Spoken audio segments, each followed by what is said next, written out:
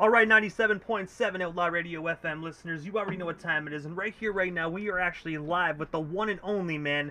We got the phenomenal, talented MC and producer. We got Fresh C live on the line. How are you doing this evening?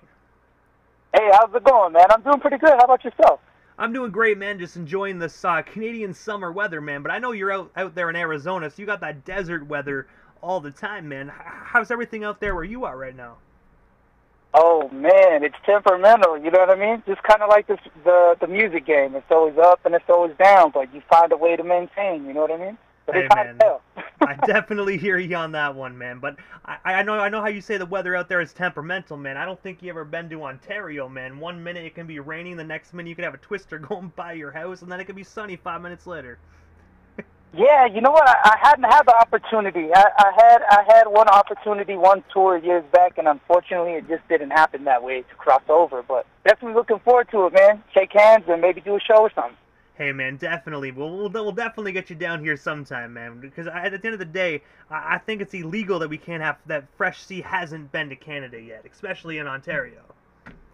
Oh, especially for real. I got a lot of love for people out there. I got some really, really cool fans, man. Y'all some great people out there, for real.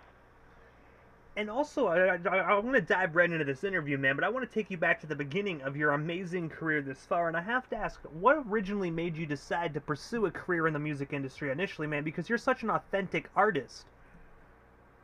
I appreciate that. I mean, growing up, and kind of like the same kind of cliche story for most. Living in a poverty-stricken area in the early '90s, California. Just getting introduced to battle rapping and stuff like that. A good friend of mine, rest in peace, by the name of Porky, he used to just teach me pretty much everything from cadence to rapping, studying certain tapes, the artistry, the 5 elements, like basically schooling me on the way to school. This gentleman was probably like 18 years old, so I was like 12, 13 at the time. And so he would just feed me tapes. That was my schooling, on the block to the meetup point. He'd give me tapes like NWA, Straight Outta Compton. What else did he give me? Big L, Jay-Z, Reasonable Doubt, Nas, Illmatic, Big Pun. Just kind of like that. Like basically just, I was getting into trouble and in the streets and doing that, and he gave me an outlet. He was like, yo, instead of being up here on the block and doing this and that, why don't you join the battle scene? Let's see what you got with the bars, can you rap? And that's pretty much, in a nutshell, how it started, man. So shout out to the homie Porky and the tapes he used to feed me. And also as well, man, June 17th of 2018, you actually released a phenomenal 7-track EP titled If It Were Easy, Everyone Would Do It. I was wondering if you can actually tell our listeners a bit more about this phenomenal album, and of course, where can we actually buy or stream ourselves a copy of it today? So I've never actually dropped the album, but the EP, that specific EP at the time, it was just kind of, actually that EP was just the birth of a trilogy. So it went Alienated, If It Were Easy, Everybody Would Do It, Everyone Would Do It, and then It Ain't Easy, and it's a trio, and they all kind of follow each other. It's on all DSPs. You can find it everywhere, from Bandcamp, Spotify, Apple Music, all under Fresh C. So that project was kind of a collection of extras from another project before that. So it's kind of, at least with that one, it was more of a concept project. So there's 3 equal to 1. You know what I mean? If that kind of makes sense. And also as well, man, I do gotta say, I do actually have your Easy album, the second installment, man, and I gotta say, it definitely is phenomenal. Shout out to DJ Butter for actually putting me on to your music and actually sending me a few of your records. Yeah, no, I was just about to say that right now because, big shout out to DJ Butter, man, a good friend, legendary DJ, super, super good person. Yeah, no, I appreciate that because I remember seeing the story on your Instagram, and you're like, yo, I got all this cool shit. I can't wait to dive into this. And he gave you like some dope posters and all that stuff. And then I saw my EP, and then I was like, holy shit, wow. See, I'm not even gonna lie, I wasn't even expecting that coming. He gave me like no warning. So one day I just showed up to the post office, and they said I got a parcel. So I grabbed it, and it's a big ass package, and it says from DJ Butter, and I was like, what? So I opened it up, and when I saw your records, man, I was like, man, like I don't know, this the cover, the way you actually have yourself just like sitting all kind of leaning on the car and whatnot, man. I was like, yo, I gotta check this record out, man. And I gotta say, I listened to it all the way through, in the golden era with I believe you're featuring sorry, a guy named Brown. I gotta say, Yeah. phenomenal song, man, absolutely phenomenal. No, I appreciate that. Yeah, no, those are fun, man. Those bar heavy raps. You know what I mean? Like just getting to it with the lyricism. So I'm looking forward to that, because this project that's coming out in a few weeks called Genesis is all that. It's all that good stuff, that good boom bap, lyrical, you know, cool storylines, comical, you know, fun wordplay. So definitely looking forward to sending you that too. But yeah, shout out to DJ Butter one time, and the homies from Detroit. Big thank you to him. And also as well, just a year later in December of 2019, you actually did a state tour across Arizona. I was wondering, what was it like just touring that entire state? And of course, do you have any up-and-coming shows? That way our listeners can slide on through and see the one and only Fresh C live in full effect. You know, right now, I'm not too certain. I've been doing a lot of digital shows, so like on Twitch. I've been kind of doing that since the pandemic kind of started, so playing retro video games and then, you know, making my beats and stuff like that, and rapping on there. So as far as live touring, right now it's kind of on hold. But yeah, 2019, I think 2016 through 19, I was on the road every year. The It Ain't Easy tour was the smallest tour we did. It was fun.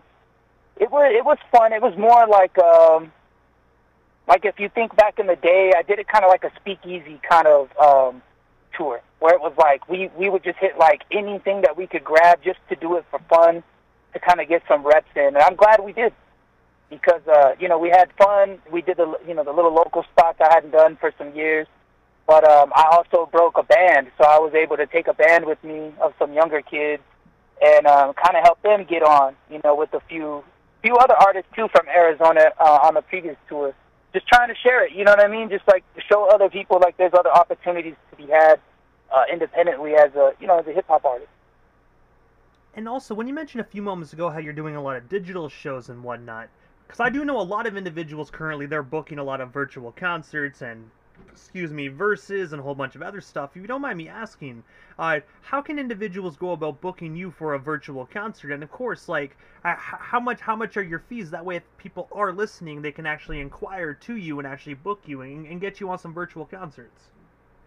I mean, to be perfectly honest, I'm open to business however it comes, you know. You could hit the management team at freshcmgmt@gmail.com. You could always hit me directly. I'm open to DMs. You know, I love answering questions. I'm always open to good business. And sometimes, you know, I mean, to be quite frank, it's not even really about the bread, honestly, man. It's about the context and the vibe of whatever it is we're doing. So if it's a good vibe and it's for the culture, it's for something positive, like, fuck the bread, bro. Oh, excuse me, I'm sorry. We're uncensored, man, so definitely, bro. Like, yeah. Oh, okay.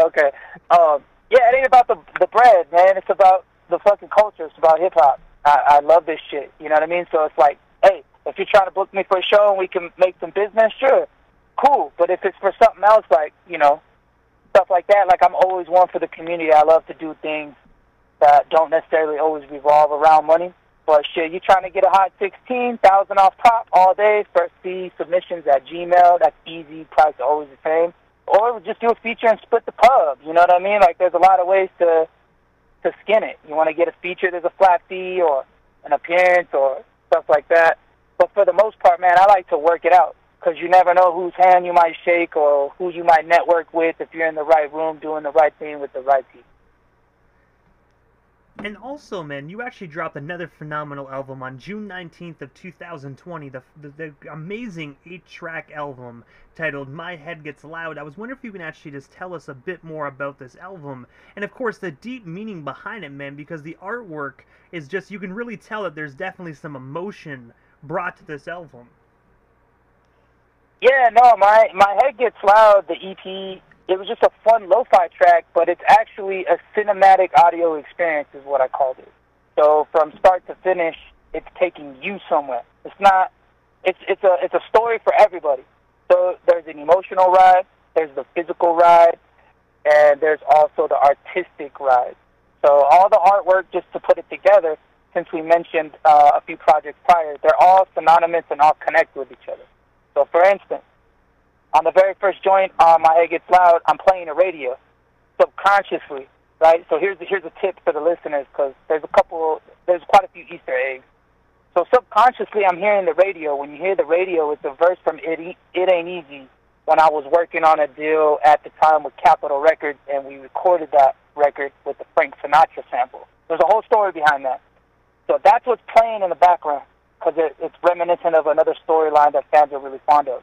And then it goes into the lo-fi aspect of all the characteristics of a person, every emotion, from love, hate, envy, all those, but it's in a very calm, delivered form.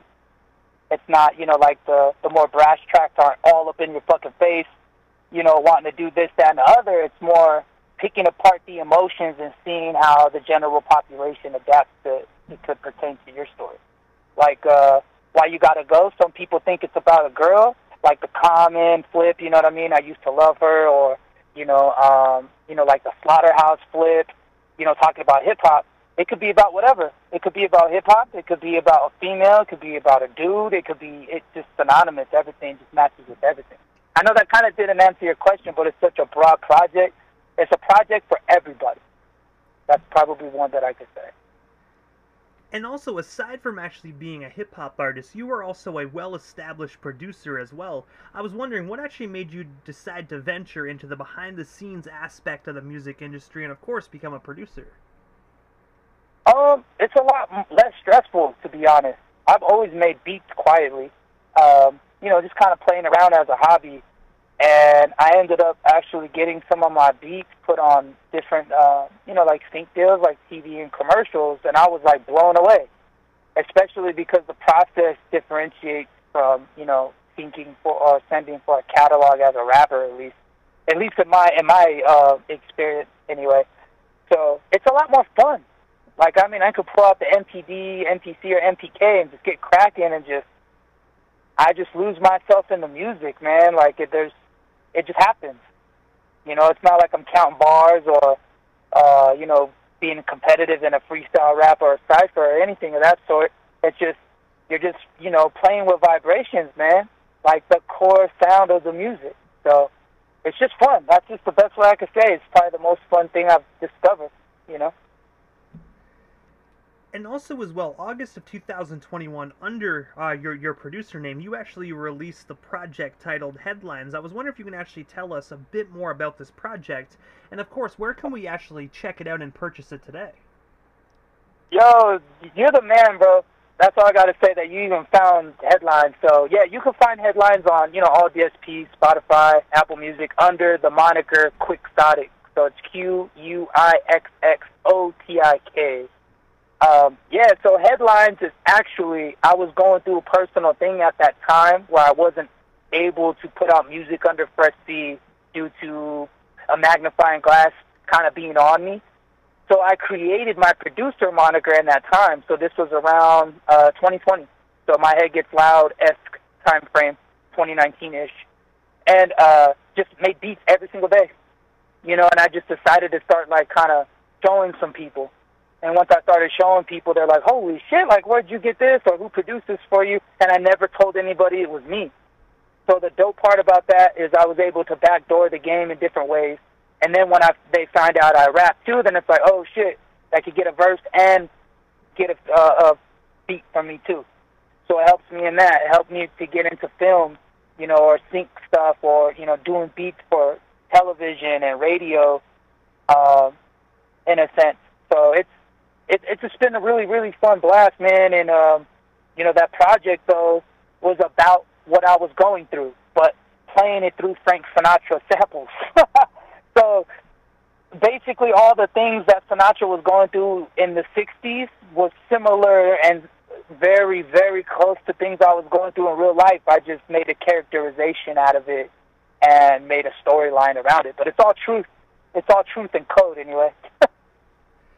I gotta say, it definitely is a phenomenal project, and if individuals haven't heard this album, or even at the point of even like listen to your producing catalog, I definitely suggest individuals head on over there and check it out, man, because you got a phenomenal catalog alone with just your beats and your producing. Thank you, man. I really appreciate that. For real.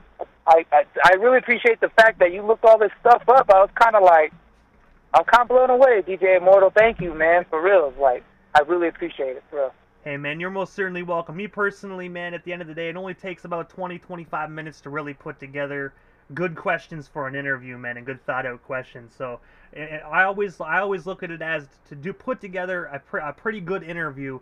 You got to do your research and make sure you know what you're talking about going into it. Oh, nah, man, you were on it.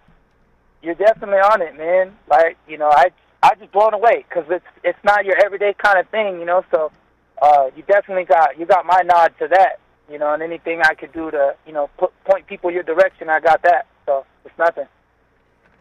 And also, I do know how you mentioned a few moments ago throughout the interview that you were actually a frequent Twitch streamer. I just want to shed some more light on this, man. I was wondering if you can actually just tell us a bit more about what exactly you do on Twitch, and of course, where can we actually watch it? Because I do know Twitch is such a well-known platform that has so many different streamers. So how can we actually find you on there? Yeah, you can find me on everything at The Real Fresky. So all social handles, Twitter, Snapchat, Instagram, all that kind of stuff, Twitch. Everything is at The Real Fresky, therealfresky.com. But yeah, so I'm a huge fan of retro video games. So I play like the NES, the SNES, Sega Genesis, PS1. You know, I just nerd out. I basically get on there, we play games with a bunch of the fans and stuff like that, or you know, friends from around the world, and we just game out. I have a beat night. I also have I do a retro night where we just play video games. I have an old school music night, kind of like Joe MTV Rap, but I play like local smashes, like local cats that put videos out that maybe they ain't never got no love, or nobody's ever seen them, you know, so I put the hip-hop in there, the gaming in there, and then sometimes we do beat sessions, we'll make beats, and then freestyle. Like, I do that almost all the time, you know, while freestyle in the chat, and then perform, like, just do shows, you know, perform unreleased songs and stuff like that. But, yeah, the digital form Twitch, if y'all got it out there, artists, I'm telling y'all, like, if you're not on that, producers, too. It's not just about gamers. Like, Twitch is a phenomenal platform, and it's definitely, you know, good to broaden your spectrum and your audience, for sure. And I gotta say as well, man, when you mentioned a few moments ago how you're a big retro gamer, man, I gotta say, I am myself. I actually just broke out my PS1 recently and started replaying Tony Hawk's Pro Skater 4, man. So many memories of just back when life was so much more simpler and you didn't have bills or adulthood. Oh, man, for real. Not only that, but then that's back when game soundtracks were ill, though. Like, Tony Hawk soundtracks were ill. Like, did you ever get those little sampler packs from like Pizza Hut? Did you guys have that up there back in the day? We did, yeah. I'm mainly got the PlayStation magazine where, like, I think it was like once a year you get like all the demos that they actually premiered at the E3 event on like one little video game and you can play all the demos. I think I played the Tony Hawk's Pro Skater 2 demo like it was just like going out of style, man. People were like, buy the game. I'm like, nah, screw that, man. I got the demo. Right? For real, if you could keep playing the demo over and over again, the shit was ill. Nah, that's crazy. Like, those Pizza Hut joints were cool. I never had the other one. I did get one PlayStation magazine one. The only reason why I remember is it was like the brightest disc I ever had, and it was like a chrome, the typical chrome key color, but then it had like a lime green, and it said PlayStation magazine number whatever. And it had, I don't think it had Tony Hawk. I think it had like Medal of Honor, Spyro, like those kind of games. So I think what, like 95, 96-ish game titles. But yeah, Twitch is where it's at, man. Like, especially with retro gaming and PS1. Let me ask you one question though. What was that? Most definitely, man. Go for it. What's your favorite game on PS1? It could be any platform. Honestly, man, it's going to sound absolutely so biased, but literally any of the Tony Hawk games, man. That was probably one of my most monumental times as a kid. I didn't have very much of a childhood, so it was either TV or video games alone in my room. And Tony Hawk, man, just really took me to a whole different level, took me right out of my terrible situation, man. So I gotta say, man, but I wouldn't say it's Tony Hawk's Pro Skater 4, man. Tony Hawk's Pro Skater 3, man. That was my joint, and always will be. Nah, that game's a freaking awesome one too. 4 I wasn't too acquainted with, but 1 through 3 for sure I was really acquainted with. That's what's up, man. Now, I just had to ask. I was just curious. And by chance, do you have it? Do you have the Tony Hawk 3 joint? I don't, but I have been looking for it. I've realized lately, man, a lot of these old games are so sought out for, man. Like 5-6 years ago, you can go to a flea market and literally pay a nickel, like 5 cents, man, and get a game. Now it's like $200-300 for these games. It's ridiculous, man. No, it is, but that's another cool thing about having homies on Twitch, because a lot of the folks on Twitch are like super knowledgeable, like we are with music, right? Like we could pick up a record or hear a sample, and we're like, oh, that's Frank Sinatra. Come fly with me, or that's Jay Dilla, Last Dona. Like we know what it is, and it's like them with the game. So when somebody's selling like for instance, I just bought me an old NES, right? Like what I call burner, one that I can paint and customize. And I had to buy the shell for $55, and these used to be $2-3 all day. But I asked my homies on Twitch, and they send me to other people that just like have surpluses of shit, like in storage, or they're like, yeah, give me $100 and take this whole fucking box. I'm like, word, you know what I mean? Yeah, man, when I was younger, I actually had an original NES, man, and I actually had 2 banana boxes filled with games, man. I mean, like, from Zelda to Link, like, Burger Time, like, the games galore, man. And when I was a kid, and I moved out on my own, the moment I actually got out on my own, I couldn't fit these in my tiny-ass apartment, so I sold the entire 2 boxes for $20 a piece, and I realized now that I had games that were worth, like, $5,000. So I'm kicking myself in the dick. Shit. Nah, but it happens. I got all my games, had to get rid of them too back in the day. But, I mean, I read up slowly. I have an NES, I have a Sega Genesis, I have the minis to both, I have a SNES, a mini to that. I have most of the basic old school consoles and most of the mini collection, just piece by piece, whenever I see them fly around. But nah, man, Mega Man's my shit. I love Mega Man and Proto Man. So Proto Man's my character, so that's why the avatar Quixotic is Proto Man. So there's another gem for the alter ego. And also, jumping back into this, man, your song "Runaway" was actually originally in the vault. That was actually not that was not meant to be released, but eventually you actually decided to. I was wondering what actually made you decide to release "Runaway," and of course, where can we check out this previously unreleased song if we haven't already done so? So the Runaway is actually out now, so all the versions are out. Actually, just like a couple of months ago, we released all versions. So the original Runaway, I got a DM from a Japanese DJ, and she was like, the English, it was hard because I don't speak Japanese, and I didn't know a translator. So I found the app really fast, and we started communicating. And basically, shout out to DJ Equaliza out in Japan. She found the record. I don't know how she found it, but she found it, and she was like, hey, we want to do a remix, basically. And so we did a remix. We did a remix with one of, I guess it's called Miss Japan. It's like a pianist competition. So I had a finalist pianist who played the Runaway Japanese version, the chords and the melody, which I performed and she redid for me. Chiyoko is on the vocals, and Lisa Equaliza helped me mesh the beat together, and then Quixotic, the alter ego. But yeah, it's out on all DSPs.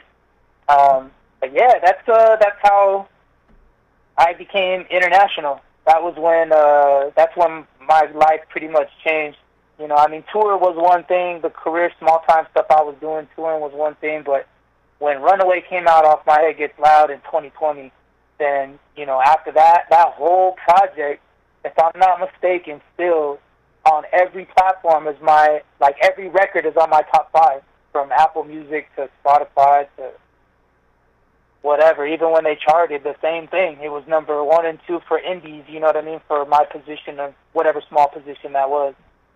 But that was when life changed, man. So I mean, yeah, that's kind of it in a nutshell how that popped off. But I have to ask, what is next for yourself, Fresh C? Is there anything we happen to miss during this interview? Anything else you do still want to talk about or promote? Well, we still got you here live on 97.7 FM this evening. Yeah, a couple things for sure. One, Genesis is coming out August 9th. Everybody will be able to actually pre-order via Bandcamp. I actually decided to do something a little different. So right now, as of tomorrow, I have the pre-order up for the deluxe version of Genesis, and that will include a plethora of songs from the last 2 years, and some features with some artists that a lot of my fans really love and enjoy, that I didn't put on DSPs. And then on the 19th of August, the singular Genesis EP will come out on Spotify, Apple Music, and things of that nature. So yeah, there's an original version, and then there's a deluxe version, which will be on Bandcamp with a bunch of extras. So if people want to go check that out, you can go to therealfreshc.com, type in your email, and you'll get the email tomorrow morning. And then Twitch at The Real Fresh C. If you got anybody out there plays retro games, you want to just come out, shoot the shit, talk about fucking back in my day talks about games or vinyl records. Sometimes we crate dig. When I go to Bookman, which is like a cool little store here. But yeah, so I got Genesis coming out, Milk and Donuts, the soundtrack coming out as a producer, and a lot of stuff on Twitch, man. And this is the time in interview, Fresh, that I give a chance for the individual that does slide into the radio station airwaves, just a chance to give shout-outs to whomever they want to give shout-outs to, but most of all, your social media handles. That way our listeners can follow you and stay updated on everything Fresh C if they're not already doing so. Oh, yeah, of course. You can find everything. Find me on every platform you can imagine at The Real Fresh C. My website is therealfreshc.com. Go ahead and throw your email into there. Keep updated with everything I got going on, or any of the other social media platforms. Definitely, first and foremost, my good man, DJ Immortal, thank you so much for having me on your show. So thank you first. Second, I want to shout out to DJ Butter, of course, for, introducing me to you. So big shout out to DJ Butter and Crazy Noise Productions, my people in Detroit. My mother, of course, all my homies out there in Twitch land. Shout out to the Glitch Gang. That's our Twitch crew. So shout out to everybody. My guy Ian Bruce, his birthday's today, so happy birthday, my guy. And one time for fucking hip hop, man, because it's the one genre where it brings people together of all colors, creeds, from all different kinds of places and demographics in the world, and we're able to change perspective and tell our story, you know what I mean, through the gift of gab. So, one top of hip-hop. And I gotta say, first and foremost, Fresh, thank you so much for just giving us a bit of your time here this evening and sliding into the 97.7 FM radio station dial, man. It definitely was an honor and most definitely a privilege, man. And hopefully down the line we can make this happen again sometime soon. Oh, yes, of course. Thank you so much for having me. Shout out to Outlaw Radio and my guy DJ Immortal. Thank you so much, man. Hey, man, you're most certainly welcome, and definitely have yourself a wonderful night. I'm pretty sure we'll definitely talk soon. All right, for sure, brother. Peace out, man. Thank you.